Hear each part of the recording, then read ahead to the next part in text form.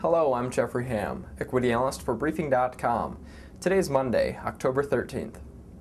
The S&P 500 posted its largest percent gain in 69 years on Monday, snapping an 8-session losing streak in the process.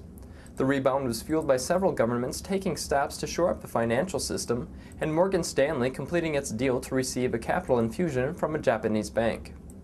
The S&P 500 surged 11.6% in broad-based buying interest and ended the day at its session high following a late surge. The Dow rose 936 points, its largest point gain ever, and the largest percent gain since 1933. All 10 of the economic sectors rallied, with gains ranging from 7.2% to 18.5%. Overseas markets also rallied. Hong Kong's Hang Seng spiked 10.1%, and Europe's Euro Stoxx 600 rose 9.9%.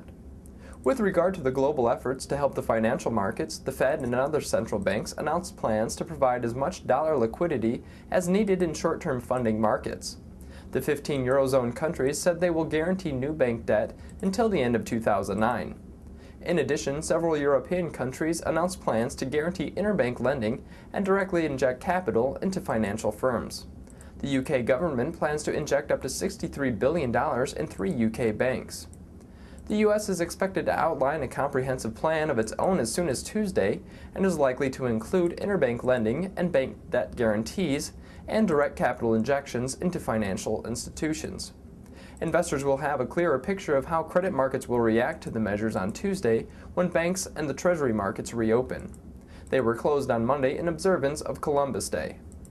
Morgan Stanley and Mitsubishi UFJ Financial confirmed the closing of a $9 billion or 21% investment in Morgan Stanley, relieving some market concerns that the deal would fall apart due to a recent plunge in shares of Morgan Stanley. Under the terms of the renegotiated deal, MUFG acquired $7.8 billion perpetual non-cumulative convertible preferred stock at a 10% dividend and a conversion price of $25.25.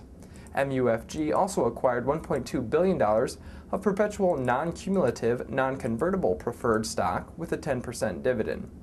The financial sector rose 10.2%, with the investment banking and brokerage industry group soaring 26.8%.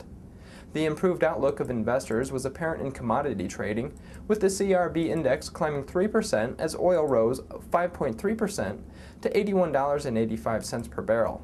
Conversely, gold prices fell 1.9% to $838.90 per ounce.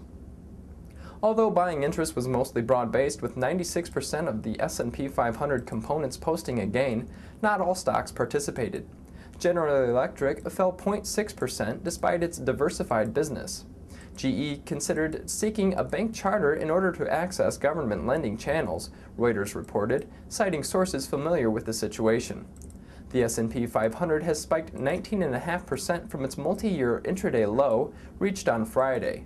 The index is down 31.7% year-to-date and down 36.3% from its October 2007 all-time high. I'm Jeffrey Ham for Briefing.com, and thanks for listening.